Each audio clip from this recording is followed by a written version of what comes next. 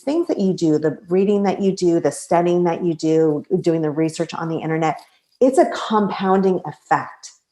And so even though you might not see it in a week or in 2 weeks or in a year, if you stick with it, you will start to see it pay off. And so that's really another big point for entrepreneurs is don't worry if you're if you feel like you're at level A. Keep on working. Do small bites. It does not have to be something huge, but do small steps all the time. And then you will start to see things start to blossom and dots will start connecting and things that didn't make sense before all of a sudden make sense. Hello, visionaries, creators, innovators, entrepreneurs, and leaders of all types. Hi, my name is John Miles, and I wanted to welcome you to this episode of the Passion Struck podcast, where it is my job to interview high achievers from all walks of life and unlock their secrets and lessons to becoming passion struck. The purpose of our show is to serve you, the listener, by giving you lessons, tools, and activities that you can use to achieve a passion-driven life. Now, let the journey begin. Today, we have a great episode for you with Midori Verity, and she and I talk about a ton of entrepreneurial topics today and go into how do you stop self-sabotaging your life, her 3 keys for living her own life, and the success triangle that she coaches entrepreneurs on. We discuss vibrational energy and how that vibrational energy can make such an impact in either you having a positive outcome or a negative one. We also talk about what it means to live a pinball life and go over the bee and turtle effect. But before I go into her background, I wanted to read a quote from her. Midori says, "When you get up from being ground in the dirt, you're more likely to grow." And it's that quote that we used as the basis for today's interview. And she'll talk to you more about how through COVID-19, she had to stop her event business, start her new business that she's now focused on, and so much more. Let me tell you a little bit more about Midori. As a mindset coach, TV show host, and seasoned entrepreneur for 25 years, Midori Verity assists ambitious professionals to unlock their potential by replacing their subconscious mental barriers. Her clients go from being stuck and overwhelmed to enjoying soaring levels of success. Midori is the CEO and co-founder of Fuel to Fire Entrepreneur Group, focused on helping members achieve massive goals using the Entrepreneur Success Triangle. This approach implements accountability, systems, and coaching. You may have seen Midori on CBS, Fox News, and Thrive Global. And I'm so excited today for you to hear this amazing woman and her thoughts today on mindset and so much more. Now, let's get on with the show.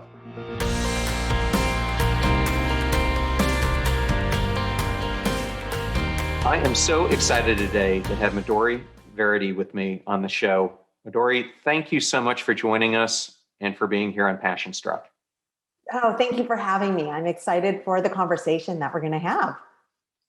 Well, I am too, and I'm going to start this out a little bit different than I have in previous episodes. I know COVID-19 has impacted so many businesses, and I have a personal friend who would go to these major conferences and conventions, and his whole multi-million-dollar business was helping vendors set up their booths so that they could have the best experience possible. And when events started to get canceled, his multi-million-dollar business evaporated in actually just a couple of weeks. And your quote that I gave at the beginning of this episode meant so much to me when I heard about his story, because he actually had to climb out of the dirt or hole that he was in.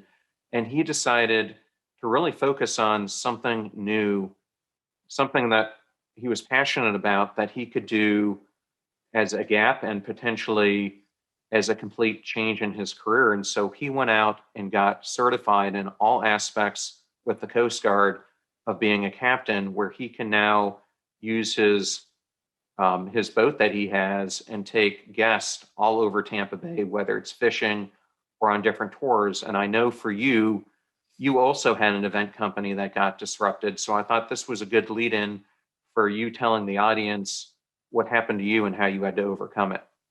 Yeah, and I love that he went after, he had one career that he thought was going to be, what it was, but then when he got knocked out from the knees, he was able to look at his passion and go after that, because that's always going to be the right direction when you can align your passion and your drives and what you love. So I love that that's what he did. For me, it was similar. My husband and I have a number of businesses, and the one that is our largest company is an events company, and our clientele is Silicon Valley. And what happened overnight is we thought that we were going to have the best year ever. We were already on a trajectory. We could see the numbers. We had events planned. It was going to be a great year until it wasn't. And, overnight, when we all got shut down, in Silicon Valley changed the way that they were doing business, and they weren't getting together either. All of a sudden we were giving back tens of thousands of dollars. And from that point, we didn't, at that point, PPP was not brought up. From our perspective, we thought, oh my gosh, we need to come up with something really fast. Otherwise we are going to be in big fat trouble. And so luckily I've done so much work in mindset and in core values that I was able to look for opportunities. And what I decided was, we're going to start a company that is based on the need of what's going on right now, my desire to help entrepreneurs. What I was seeing is there were so many entrepreneurs that were hit with what was going on that they were freezing. And they were scared and they didn't know what to do. And there's so much fear involved that they couldn't see opportunities. And so one thing that I wanted to do was go from working one-to-one and go into one-to-many, so that I could serve way more clients, entrepreneurs, but at an affordable rate.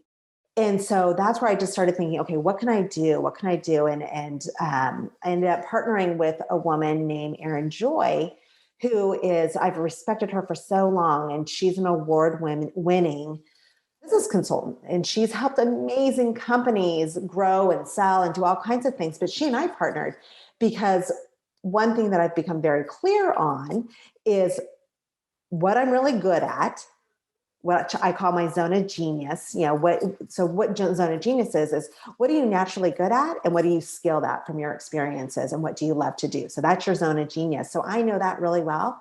I also know what I really stink at. And what I stink at is organization and details. She's brilliant. Erin's brilliant at that. So we came together, we discussed what we felt entrepreneurs needed the most to be successful and to pivot and change and get to this whole new level and do it consistently. And so that's when we created Fuel the Fire that arose out of this whole pandemic. And I'll tell you, I love it.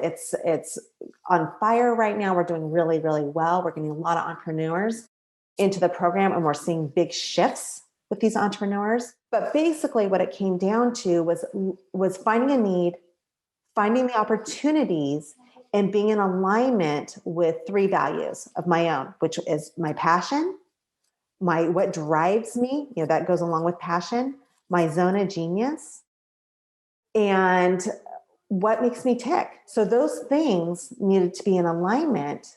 And that is what we've done. Yes, I like that idea of that concept of the triangle. And I happen to be listening to podcasts. I listen to them all the time. It's one of my favorite things. But two of my favorite hosts are actually Tom Bilyeu and Lewis Howes. And a few weeks ago, Lewis Howes actually had Tom on his show. It took me a long time to get through it because it was actually almost 200 minutes of content. Oh, wow. So it took me multiple walks, but I listened to the whole thing.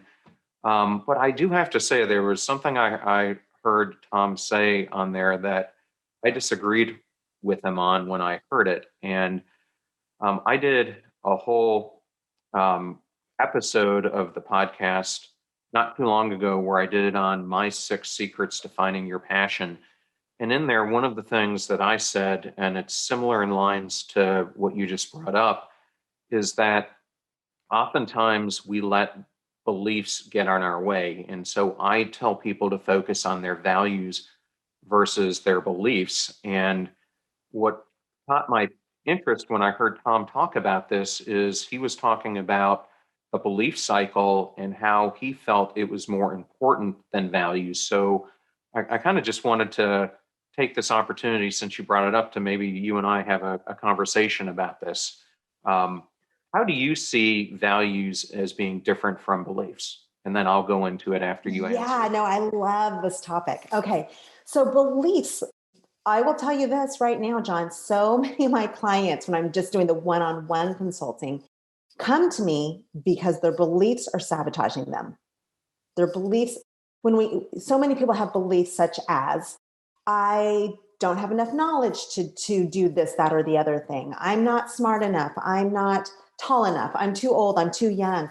Right. So these are all beliefs. Often, it could be from most of the beliefs that we have are from when we're younger. And what happens is as we get older, the beliefs that we developed from our younger age no longer serve us. So I agree with you that beliefs can take us down the wrong path. Whereas values, that's something true to your core, right? If you have a value, a core value, that's something that makes your heart sing. That's something that we protect. If you think about the arguments that you get in with your significant other, the big, big arguments, or with a close friend, that helps identify your core values. And we protect that with everything that we have. And so, John, yes, I absolutely agree with you that if you can focus on your core values versus just your beliefs, you're going to serve yourself a lot more. But I want to hear what you have to say about it too. Something that you said is a fact, is your beliefs kind of start with who your parents are, what zip code you come from, what social economic environment you've been brought into. And what I find the problem with beliefs is they are what society is telling you. They're what your friends are telling you. They're what you hear on social media. They're what you heard from those groups of people when you were at a young age. And they can be so self limiting. Whereas, as you said, values are something that's completely ingrained in your DNA. For me, one of my biggest values is ski or be skied. It's one of my favorite sayings because it's so true. And that's why, whether it's mindset, fixed perceptions, or whatever they are, one of the biggest things that anyone can do, and why I disagreed with Tom, is because if you have those self-limiting beliefs, you've got to get that narrative out of your head or you're going to be stuck. And that's why I always say trust the values, because they're the core of your DNA. They're that innate promise that you're making to yourself. And as long as you stick to those, you can start changing those beliefs, changing the influences and activities and people who are giving them to you, and start focusing on rechanging those beliefs through your values. So that's how I kind of look at it. Absolutely. I completely agree with you. Yeah, when you have the wrong beliefs or beliefs that don't serve you, your behavior supports that, right? And so then your results support that. So if you have an unhealthy belief, you're going to stay stuck in this unhealthy cycle, getting the results that you don't want. But if it's true to your values, then you're going to be serving as such a deeper part of you that's more in alignment with who you want to be, the type of world that you want to have. And so then those results start building up your self-confidence. They help you feel like you're stepping into the right person and doing the right thing. And it starts building more of a positive result. So I agree. I think that that's an incredibly valuable concept to remember when you're making your big decision, when we're going through a 2020, right? And we have to pivot, or even big decisions in our lives, whether it's with relationships, whether it's in our career, whatever it is. If you can stay true to your values, it's going to take you down the right path. On that same line, why do you think people struggle so much with having a narrative with themselves, because I see this all the time. People get so consumed with their busy lives that the one person they don't end up talking to is themselves.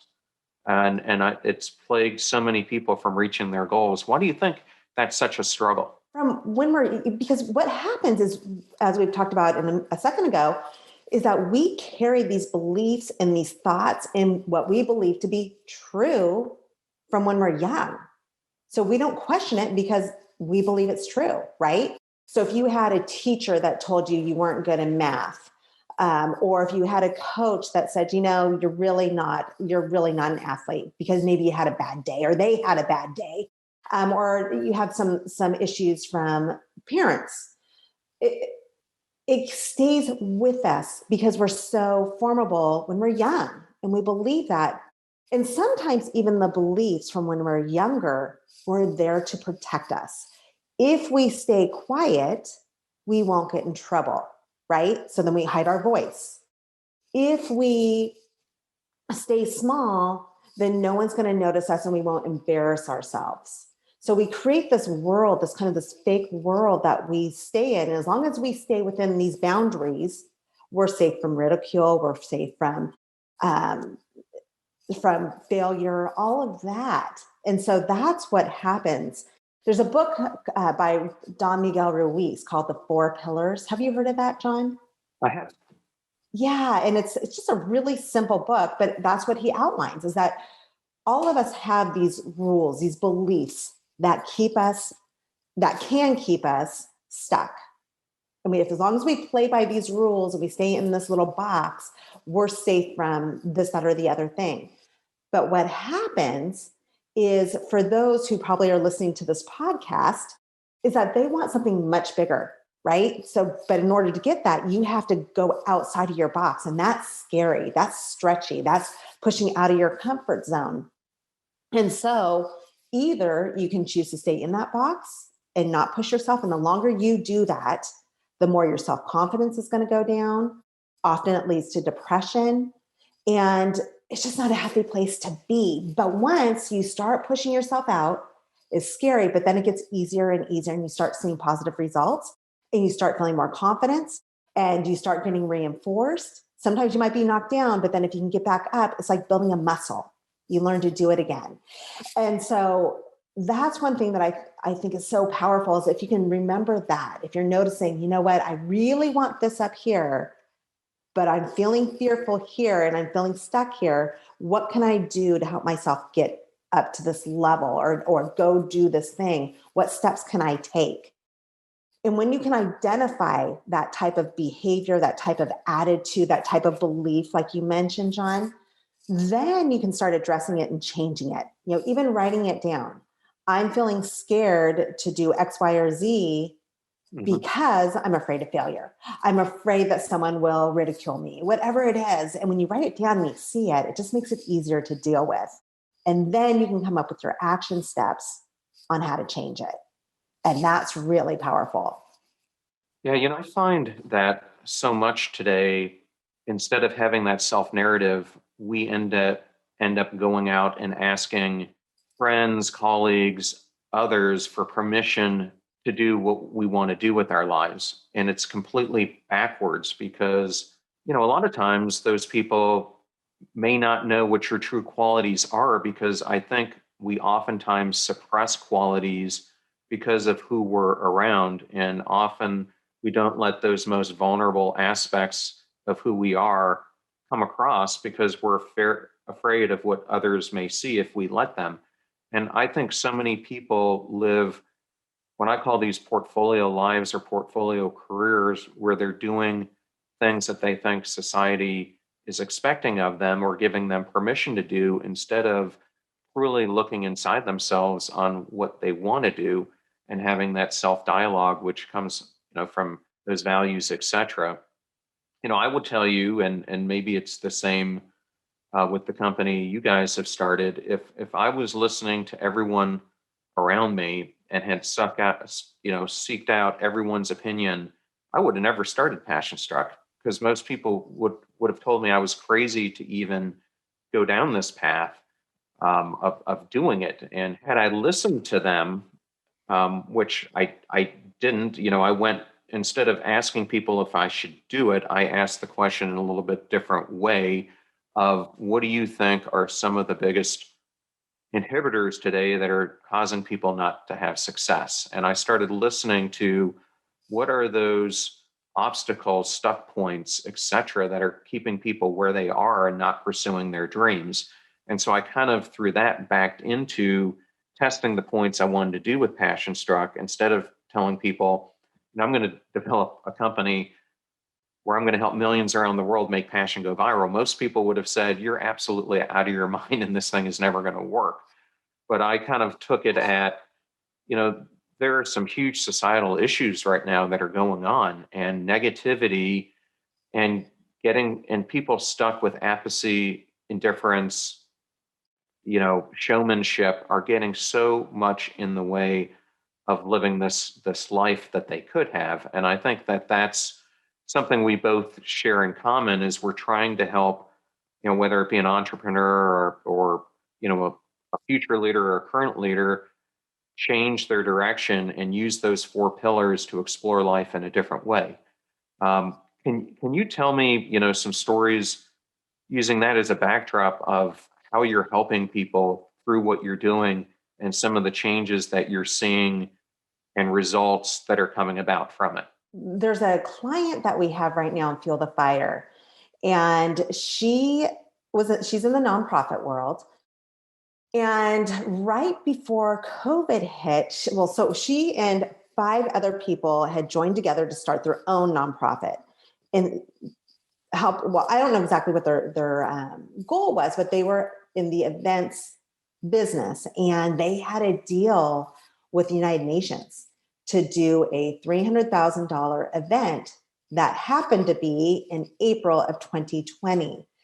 And so they had just started, that was kind of that was going to launch them, and that disappeared. And so as Erin actually dealt with this particular woman, and as she discussed what was going on and what was happening in their organization, it became clear from an outsider's expert experience that it was time for a change for her, because she started to do things that were sabotaging the business because she needed to survive. And so at that point, Erin told her, she said, you really need to just be honest, be transparent. You need to dissolve this organization. You need to go talk to your other partners. And it's time for you to go off on your own and start over, throw in the towel, start over, and then you're going to thrive. So that was a big shift for her. That was a big deal because she was in charge of that boat, right? She was a lead on that organization, and she had to go back and say, look, guys, we didn't expect this to happen, but now it has failed, and it's time for us to move on our separate ways. So what it did was a couple of things. One, it stopped a sinking ship. I'm sure, John, you've seen, I heard this once from Brian Tracy. He said, don't throw good money after bad money. And that stuck with me. And that was very true. That's what they were doing. And so now what she's been able to do is to go down a new path and start her own thing, where now she's starting to see traction and she can see the future, and she's not being held back by this baggage that isn't working anymore. So that's one big story that where we've seen a big transformation. Going back a little bit, I had a client that I worked with. She was a very, very successful district DA in Silicon Valley. And we talked about stories, so I'm going to bring this one up. She had been raised by a mother who was an alcoholic and a drug addict. And she told me stories of having to go pick her mom up from jail to bail her out. My client had to get a taxi. This is before Uber. Go. I don't know how she got the money, but somehow she got the money to bail her mom out of jail and bring her home. Many times she had to help her mom up to bed. I mean, she was the caretaker from a young age of this mom who couldn't take care of herself. Fast forward, she ended up marrying a man, was married to him for 23 years. He was a very successful judge at a young age. And what was happening was he was a narcissist. But what happens for a lot of people is that they want to be cared for. And this is again going back to that narrative that we start from when we're younger. She needed someone to take care of her. That was a story that she had, right? Because she did. From a young age, she needed someone to be there to take care of her. So she found this man who wasn't the healthiest for her, and she didn't have a voice at that point because it was safer for her to play small. And so, anyway, they were married for 23 years. She said they did not have one argument, but she was extremely unhappy. So finally, she divorced him. She ended up in another bad narcissistic relationship. And at that point, she was around 48 years. So 48 years of this pattern, of this story, of this narrative, and she didn't see it. So by the time she came to me, she's like, Midori, I'm so unhappy. My kids are having a hard time. I don't know what to do. And basically what I told her is, if you go back to this gentleman, we're not going to work together. And that was kind of that where she ran into a wall where she's like, wow, that was eye-opening, just that point.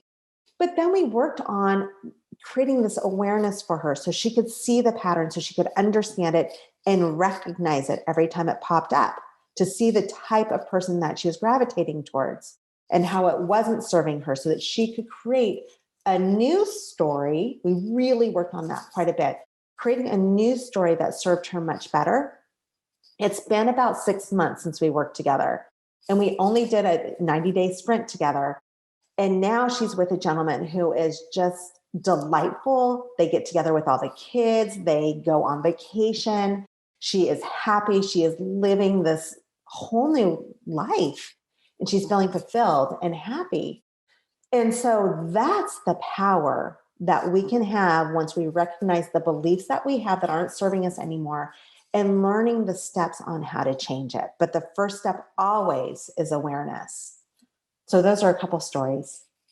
Well, thank you for that. And, ironically, one of the biggest groups of people that I have been helping out are professional athletes. And I had a really good friend who had played 12 seasons in the NFL. And unfortunately, he passed away not too long ago. But he taught me a number of things about professional athletes, but specifically in the NFL, most players never hit 3 years, and there are many reasons for that. But the typical span of them playing is 2 or 3 years. And so he told me, when he was in his rookie season, he was smart enough to realize he might not make it another year or so. And so he started going out and trying to meet as many business contacts as he could, because he did not understand business, knew that his career in the NFL was going to be a short period of his overall life, and he didn't know when it was going to end. So he started out and trying to learn new things every opportunity that he got. And so when he was about 6, 7 years in the league, he ended up forming a company that was doing investment into real estate, restaurants, and other things that was starting to parallel his own income. But what I learned from our many discussions was there are so many athletes out there who don't have a plan B. And many of them come out and they set up a charity or a nonprofit organization of some sort, but out of that don't know how to manage their money, are passionateless outside of what got them to that point, which has been this career. And so many of the things that we're talking about are what I try to help them with is, how do you start thinking about your life? You can still use being a professional athlete as a foundational aspect, but yes, you're going to absolutely have to start changing, and you're going to have to start changing beliefs about yourself, just as we talked about, and that narrative and your mindset, because things are going to change. And those players who've been very successful at making that leap have done just that, is they use their professional career kind of as a foundational point, but they realize and they do the work that they're going to have to do those changes to take them to the next level and to unlock their greatness as they step into their next phase. So as you work with your clients and as you've mentored, hundreds of entrepreneurs over the years, do you see certain patterns that keep coming back and back? It really is rather simple from what I see is that it's that storyline, right? They get into these patterns and they're like, I don't know why I can't create a successful business. I don't know why I can't get to seven figures. I've been trying, I've been working so hard, and they are. They're working super hard, they're super busy, but they're focusing on the wrong things and they're self-sabotaging themselves and they're not aware of it, right? Because I know so many entrepreneurs who are always saying, gosh, I'm so busy, I have no time for anything. And so they don't have time to get clear on what's really going on and to recognize the patterns because they're just so busy being busy. That's one huge thing that I see for entrepreneurs. And what happens is when we don't give ourselves enough grace to take a step back and to breathe and to really get a good perspective of what is going on and to create a new awareness, we'll stay stuck in that pattern because that habit of being busy is simply a habit, right? And that stops our brain. I see this a lot also with people who have some mental trauma from childhood, or not that there's a correlation, but it's just kind of this pattern. And as long as you're staying busy, you don't have to really face the stuff that scares you because you don't have time. And so that's one thing that I see with entrepreneurs is that they're focusing on the wrong things and they're not taking the steps to really zone in on what's going to change their patterns and help them get to that next level. So once, when we start working together, that's why the mindset part is so important. And recognizing the behaviors, recognizing the beliefs, and then working to reprogram that and having an accountability element incorporated in so that when you start going, something happens and you start retreating back to your old patterns, because that's what we all do, you have that accountability element involved with your path so that you stay on this new blueprint, this new map that you've created so that that becomes your new habit. And then you start seeing success and then you start seeing change and it happens over time and then it becomes easier. And then this new reality becomes something that you can actually see and feel and it starts happening. So that's a common pattern that I see with entrepreneurs. Well, it's interesting you bring all of this up because 2 days ago I recorded my solo episode for next week, and it's on the concept of stop living a pinball life. And for me, growing up, lots of people have favorite arcade games that they play. For me, I always loved pinball. And for me, the game of pinball is very much like the game of life in that there are so many distractions that the game creators throw at you, whether it's the lights, the noise, the bumpers, the ever changing, ramps that seem to come out of nowhere that you can try to figure out the pattern for that make them come alive. But oftentimes you're so consumed with everything around you, you don't understand it. And I think so many people today get stuck living a pinball life where there's so much of our attention is being caught on all those things around us that appear to be urgent, the noise, the lights, the bumpers, etc., that we're missing out on actually how to play the game and perfecting that game. And it made me start thinking about a discussion I was having with entrepreneur Jim McKelvey. And in our discussion, he has worked with literally thousands of entrepreneurs. And as we were talking, he said the thing that he sees most entrepreneurs and CEOs of companies, creators, visionaries, whatever you want to be, get in their way is they typically launch and become passionate about something because they have found a problem that's worth solving that someone before them hasn't. And so they get this huge passion. But then, as you're describing, and as this pinball life describes, they start losing that focus and they start getting involved with the minutia of things that are around them that are distracting them from focusing on the main thing and keeping that main thing the most important aspect of what they're pursuing. And he said that more than anything leads to the demise of so many ideas, entrepreneurs, and companies. It's letting the game of pinball play you instead of you learning how to play the game. And I think, your example couldn't be more right. If you want to live this purpose-driven life, if you want to get out there and achieve, you've got to take control of that game. And that starts with getting out of those habits, making the choice that you're going to change, and then doing something about it. Unfortunately, I see it even more so today. And I think it has to do with the all digital future that's all around us, and that the fact that there's even more distractions that are taking us away from that time that we could be spending with ourselves. Um, do you have any advice for someone and that you Oh, give them yes. about this topic and how you deal with those external distractions? Yes, yes, yes, yes. And so when you and I were talking a few weeks ago, we talked about this process called OKRs. And what it is about goal setting. And so the O stands for objectives and the KR stands for key results. And I won't go into too much detail on it, but really what it's about is being super duper clear on what your big objective is, what your big focus is. And John Doerr is the person who has really expanded this whole teaching and this concept of OKRs. But he talks about aspirational goals and he talks about committed goals. But your aspirational goal is that one that's in alignment with your passion and what moves you and what's the mission of your organization.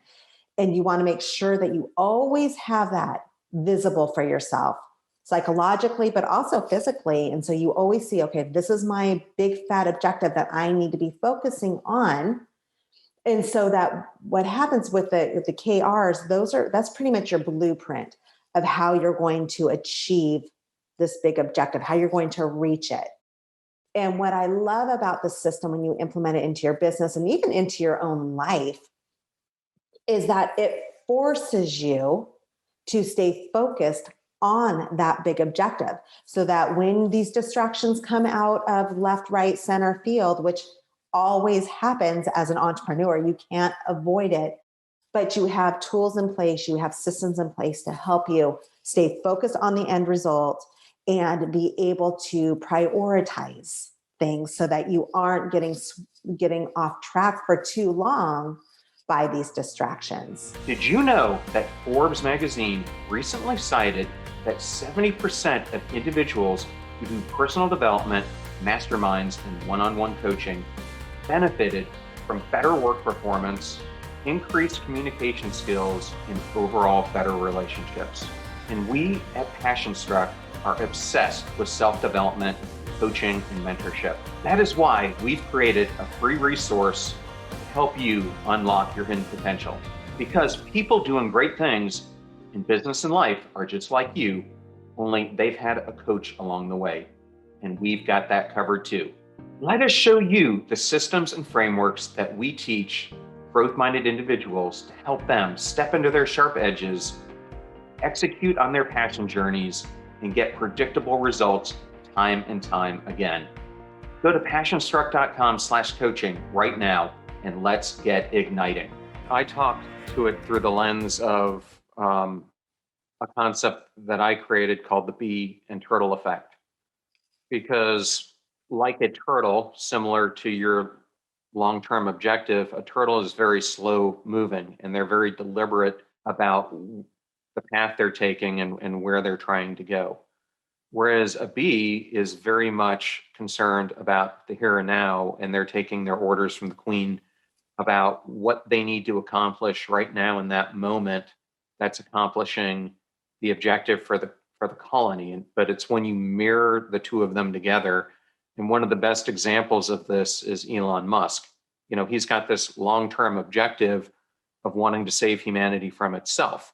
But if he just threw out there that phrase and would go talk to people about it, people would say, "You're absolutely crazy. What the heck are you trying to accomplish?" And so along the way, he's come up with 6 or 7 different companies, ideas. I'm sure he's got more that he's using in conjunction to go down that path. But what he is extremely good at is keeping that objective and focus. I don't think he probably talks to his employees about it every day. If that's SpaceX, he's probably talking about space exploration. At Tesla, probably the next generation of cars. But I think in his mind, he knows this huge objective that he's driving for, yet he focuses on the daily inputs that need to make that output occur.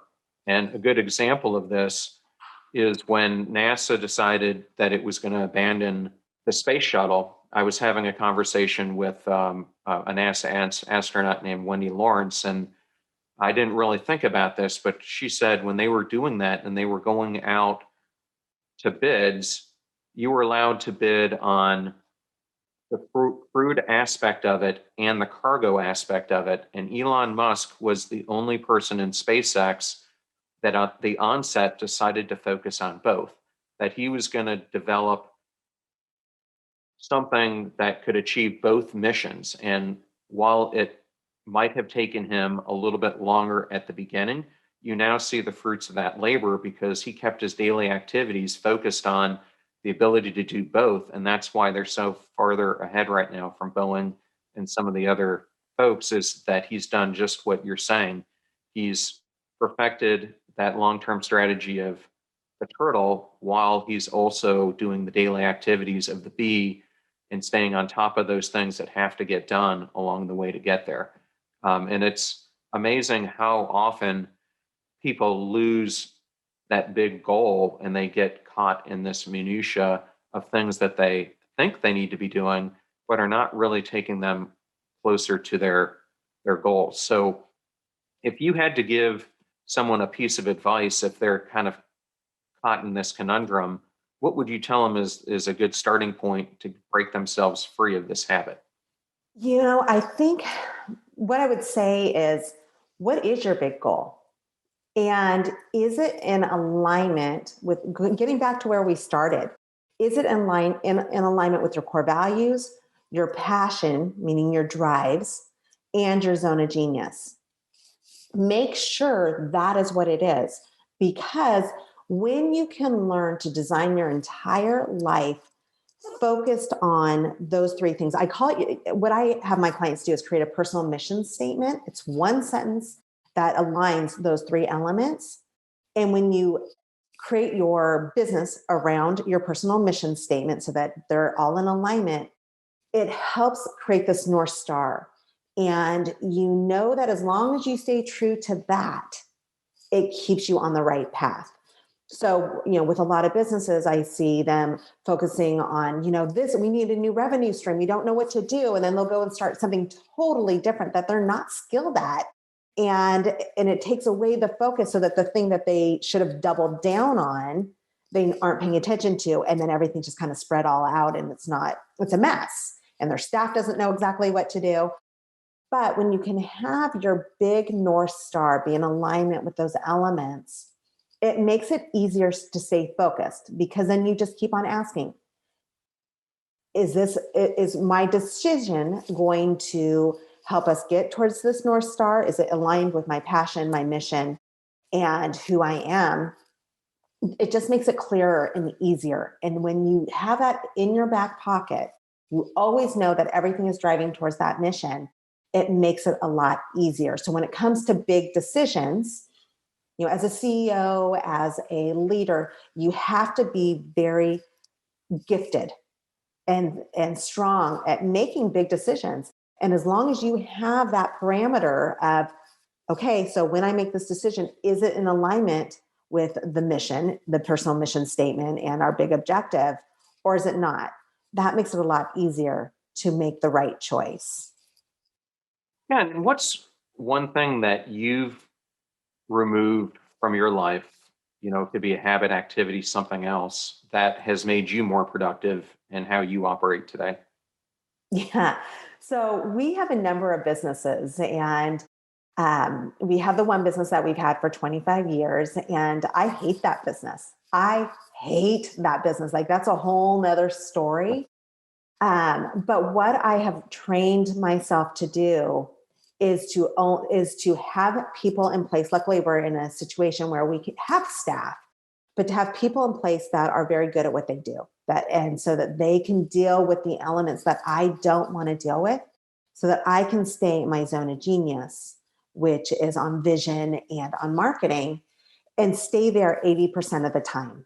And so anything that doesn't fall into that category, I either delegate or I really take a long, hard look at it to decide, is this something I should be focusing on? And if it is, how much time am I going to allocate towards it? So that's really what I had set up. And it was very intentional. I have systems in place, I have the right people in place, and I know what my zone of genius is. And I also am super clear on what is not my zone of genius, what my weaknesses are. And that helps us move forward much, much quicker with a lot less headache. And the other big part is that it saves my brain power, because when we're focusing on things that we don't like, that are not in our zone of genius, it sucks out that brain power and it makes us tired. So we don't have the energy to put into the things that really matter, like we talked about, on staying focused on where we're going. Well, and I think Facebook's a great example of that, where there are things that I think Mark Zuckerberg is very good at. And for him, the daily operations and the operational aspects of running the company are not. So, he brought in a phenomenal COO to help him do that. And I think if Sheryl Sandberg wasn't there, they wouldn't have ever achieved the success that they have. And I think it's the mixture of both, and knowing what time it is to hire your weakness, something that Sarah Blakely and Richard Branson and others talk about so much is, if you keep doing those things that you're not passionate about, it's not going to cause you to be motivated by what you're doing. So you bring up a good point that you really need to fine tune where you've got the passion, where you've got the drive, where you can lead, and then bring others to help you once you've eliminated those things that are drawing you back, and that they can help you overcome and achieve. I think that's a great one. How do Yeah. you keep your act sharp, and what do you recommend for entrepreneurs or leaders out there who might be listening that they should do? Again, it's focusing on my zone of genius. So the things that I really enjoy is I enjoy being creative, which comes into the marketing part, and I enjoy creating this vision. And so I really just play there. I try to stay there 80% of the time, and as long as I do, one, it keeps me sharp on it, keeps me aware of it. But I'm always looking for new education on it. I'm going through a program right now called Zero to um, what is it called? It's by Stephen Kotler, who wrote the book Bold with Peter Diamandis, Yeah, Zero to great book. Dangerous. Yeah. And they actually wrote 3 books together. But Stephen Kotler, he's amazing. He talks about flow. And I'm big on that. I'm all, anything with mindset, anything with brain power and neuroscience and neurobiology. I geek out on that because I know that that is really important to creativity and on vision and on moving forward in that element, and in marketing, because you need to be creative. And so I'm always looking for podcasts, for programs, for interesting people that are in alignment with that. So that is how I keep my act sharp, is by learning from others. Because once you start thinking you know it all, that's when you're missing out on so much. And so that's what I do. Yeah, I think that aspect of being a constant learner is one of the most important things that you can do, because especially today, where there's so much at our fingertips on the internet, or people that you can reach out to, there are always ways that you can learn to be better and do things that you didn't think were humanly possible that you can now achieve. Whether that's figuring out a way to be the best smoke cooker in the world, or whether that's someone who doesn't really understand marketing but needs to understand SEO. There's so much content that's out there that being a constant learner can help you to become. Along these lines of entrepreneurs and ones that you've worked with, what are the things that you look at in a good entrepreneur, and what are red flags that you find in a potentially entrepreneur who you think may fail? Yeah, before I answer that question, I want to back up on what you were just mentioning, because one thing that I have learned through this flow program is that our daily actions, they may feel non-consequential or that they're not really getting you somewhere. And so this is something I see a lot with entrepreneurs is, again, they feel so busy being busy that they miss the point. But when you are really focusing in on developing yourself, and back to your question of, what do you do to keep your act sharp? It was little things. I would listen to podcasts every single morning. And when I was getting ready, I would listen to podcasts. Or if I had to go, I go from Northern California to Southern California quite a bit on drives. And I would listen, I'd have it all lined up, the podcast that I wanted to listen to. And I would listen to it and I'd be so inspired. Or I also, make a point of working out. But what I'm saying is these things that you do, the reading that you do, the studying that you do, doing the research on the internet, it's a compounding effect. And so even though you might not see it in a week or in 2 weeks or in a year, if you stick with it, you will start to see it pay off.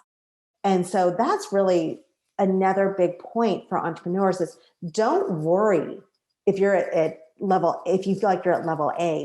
Keep on working. Do small bites. It does not have to be something huge, but do small steps all the time. And then you will start to see things start to blossom and dots will start connecting and things that didn't make sense before all of a sudden make sense. Have you noticed that, John, with people that you work with or with yourself? Well, I think that there's this natural rush that people have that they think that they want to achieve all this greatness or this wealth, this success literally overnight. And what I have learned myself and what talking to literally hundreds of other leaders has taught me is there's no shortcut to doing the hard work.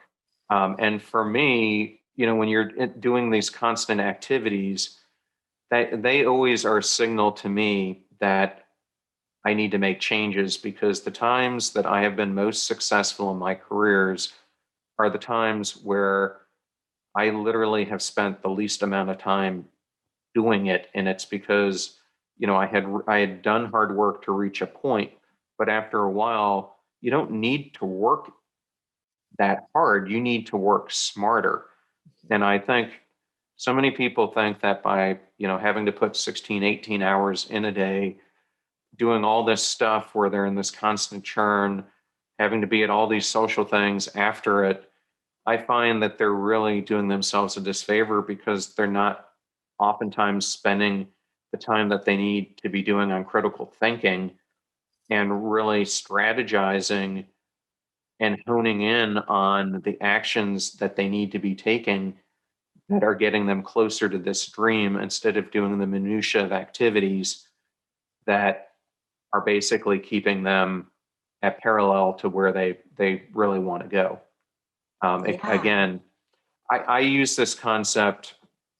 I did a previous podcast episode on it called Visionary Arsonist. You brought it up earlier in the interview as being self-sabotaging. They're basically one and the same. We end up being an arsonist to our own vision because we do so many self-sabotaging activities that we disrupt the very vision that we're trying to bring about.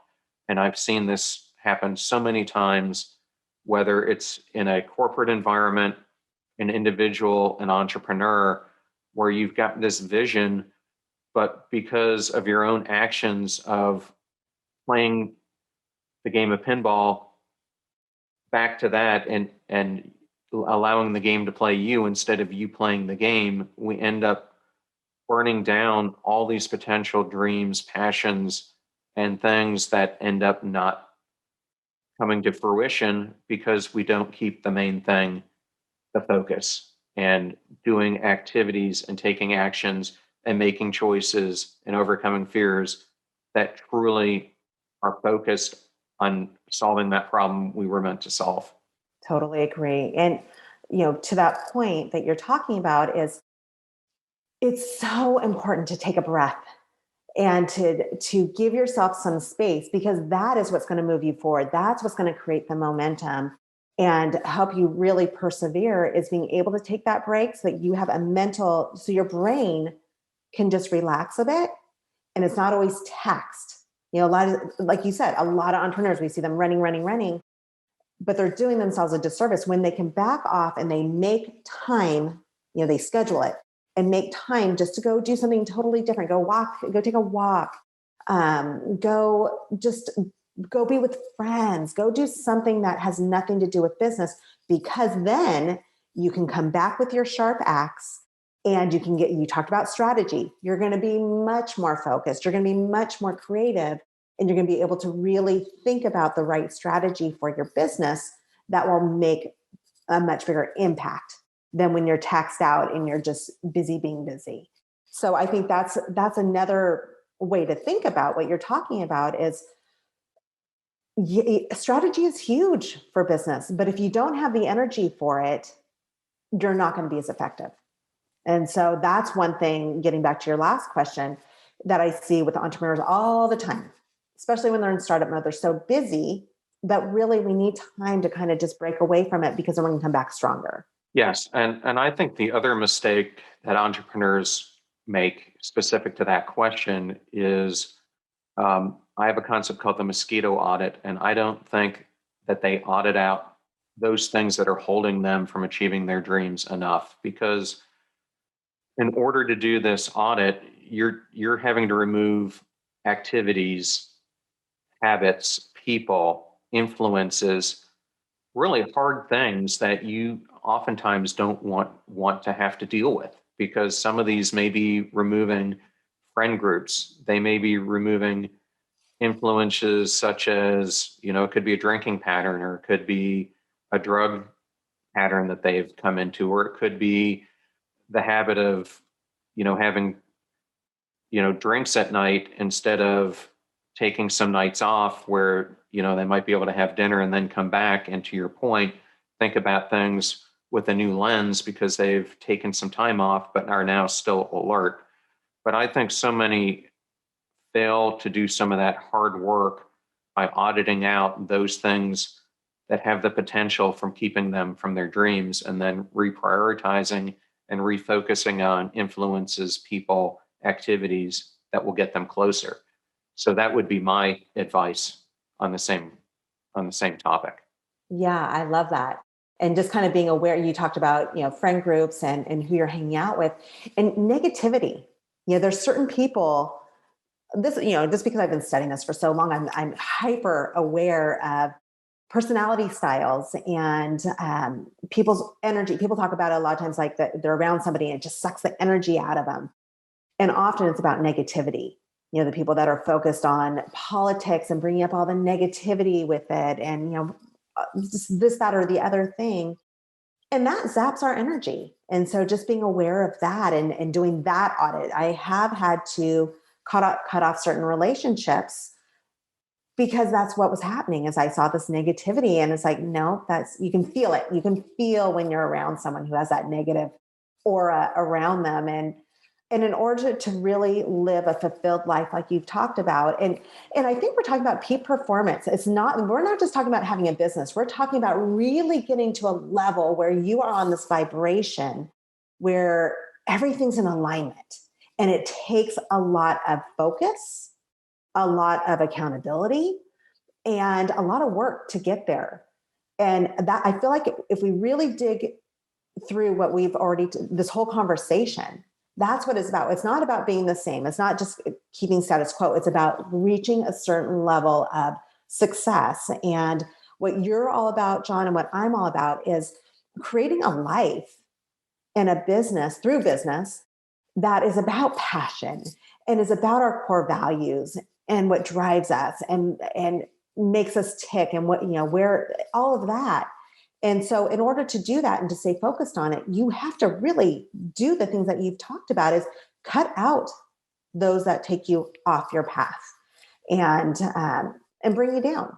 Well, I've got a funny question to ask you on these same lines. So what Albert Einstein, Oprah Winfrey, and Lindsey Vonn all have in common?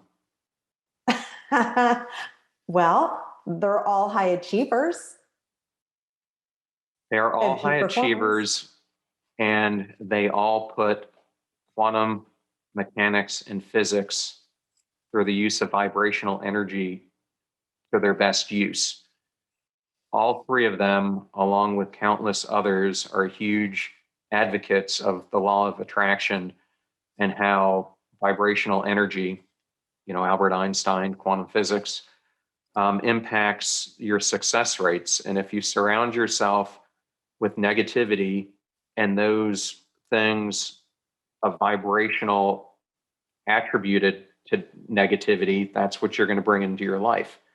But if you choose to operate on a different spectrum, one of positivity, you will attract a completely different thing into your life. And so I thought it was pretty uncanny that you brought up vibrational energy. And I actually have that episode coming out tomorrow on the power of vibrational energy and how the law of attraction can make or break your career. So Yeah. thank you for that plug you did that you didn't even know you were doing. You're welcome. Totally Um, unscripted. For those listeners who are out there who would love to get a hold of you and learn more about your company, what are the best ways for them to go about doing that? Well, the easiest way is just go to Midori at fuelthefire.co. .co. That's my direct email. But you can always find me on social media. I'm at Midori Verity. I'm everywhere. And so you can reach me all over the place. LinkedIn, Facebook, Instagram. I'm everywhere. Okay. So the last part of our interview is a short lightning round of questions. I promise I won't be too difficult on you, but if you can kind of come up with the first thing that comes to your mind. Okay. So when we first started talking, I saw that you lived in Sonoma County, surrounded by lots of wine fields. What is your favorite type of wine? Pinot Noir. I love a really good Russian River Pinot Noir. Yeah, me too. Why do tannins impact people so much? I don't know the science behind it, but I do know that's what gives you a headache. But yeah, there's something in tannins that do impact how you feel the next day. But I will tell you, John, there are wineries that make tannin-free wine, and there's some really good ones now. So you can be on the lookout for those if you do get headaches from wine. Okay. I think it's an allergy, quite frankly, is what I've heard, is that tannins, there's an allergy that certain people have to it. Yeah, I find with many cabs anymore, I can't even drink them because of the tannin content. So I'm always looking for those that don't have them in it, so I can try to avoid that. What relationship for you has made the biggest impact on your success? Oh gosh, I don't know that I can say it's just one, but I will say there was a gentleman that I met. I think I said earlier in this conversation that we have a business that we've had for over 25 years and I hate it. And that's what spurred me to go off on my own and become my own entrepreneur separate from my husband. And I went through a depression. We're not going to go into that right now, but I did go into a depression and I didn't know what to do. And I felt stuck in that business. And I went to a convention where I met this gentleman named Doug Bench, and he taught me about neuroscience. And what it did was it gave me what neuroscience and neuroplasticity taught me is that we all by ourselves have the control. We have the power. We have the ability to change the way that our lives are. It's no one else's fault. It's no one else has that control, but we do through our mindsets and our brain power. And once I learned that shifted everything in my world. Every single thing in my world, I became more positive. I started these other businesses. That's where I learned about, how to have a growth mindset and everything else. But I would say that one person, Doug Bench, who was a big fat flirt at this convention that I went to, but he was so much fun and he taught me about neuroscience. And that was a pivotal moment for me. Probably the most pivotal. Well, Yeah. that's amazing. So if you were selected to the space program and they gave you the option that you could pick a mission to the moon or a mission to the Mars, which one would you pick? Oh my gosh. Well, the funny thing is, I get totally motion sickness. So I don't know. But I would probably pick Mars just because there's less known about it. And I would want to be part of new discoveries there. Okay. And if you got to Mars and you had the opportunity granted upon you to establish one law or a rule for civilization on this new planet, what would you pick? Hmm. I would say kindness. That people that would be part of our mantra is to be kind to one another and help out others as you can. Yes, I am taking an FSU course right now, and every single time the class gets together, we have a kindness coach who comes in and gives us a 30-minute presentation on the importance of kindness and how it can bolster your job. And it's ironic for those who've gone through PTSD treatment, when you take cognitive processing treatment and you get into kind of the final states of empathy and what's the word I'm looking for? But you get to the final chapters of intimacy and empathy, emotions. They get you to start doing words of kindness to others every single day and keeping a log of it. So there's absolutely something about saying something kind to someone else, which makes you appreciate and love yourself more and the attributes that you have. So I'm going to 100%. end on a softball question for you. So it's your last meal that you get to have. What dessert would you pick with it? Oh, simple. That would be a maple old fashioned donut, which I never allow myself to have. But that's when I die and I go to heaven, my world's going to be surrounded with maple old fashioned donuts. I've never had one, but I'm going to have to try that. We've got a donut here where they take a croissant and they fry it and they turn it into a cronut, and those are pretty darn good as well. I can only imagine. Maybe those will be Oh, my heaven too. We'll see. well, you've been such an amazing guest, and thank you so much for your words of wisdom and for spending time with us here today on the Passion Struck podcast. It was truly a joy to have you. Thank you. I enjoyed our chat and thank you for having me as a guest. Oh, you're very welcome. I so much enjoyed having Midori on the show today, and we talked about so many different topics that we were aligned on. And I want to use this outro as a time to talk to you about where you can get some of these. So during our episode today, we talked about some topics that I've done individual shows on along the way. One of these is on the concept of being a visionary arsonist and how we self-sabotage our own visions, our own career, our own passions in so many different ways. You're going to want to grab that podcast episode. And then we talked about vibrational energy in a recent episode I recorded on the importance of the law of attraction and how using the law of attraction can either take you closer or further away from your dreams, because vibrational energy impacts those wanting to help us or those wanting to push us away. And then we also talked about the bee and turtle effect and how you need to have both attributes of the bee and focusing on your short-term goal and of the turtle and that long, more audacious goal that you're trying to achieve. And then lastly, we talked about the importance of stop living a pinball life, another podcast episode I've recently recorded. And so many of us today are getting played by the game of pinball instead of playing the game and using our focus and abilities to conquer those obstacles that the game throws at us. And I'm so thankful, as always, for all of you joining in on the show and helping us make passion go viral for millions of underdogs all over the world.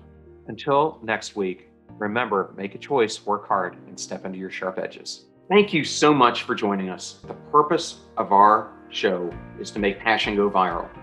And we do that by sharing with you the knowledge and skills that you need to unlock your hidden potential. If you want to hear more, please subscribe to the Passion Struck podcast on Spotify, iTunes, Stitcher, or wherever you listen to your podcasts at. And if you absolutely love this episode, we'd appreciate a 5-star rating on iTunes and you sharing it with 3 of your most growth-minded friends so they can post it as well to their social accounts and help us grow our Passion Struck community.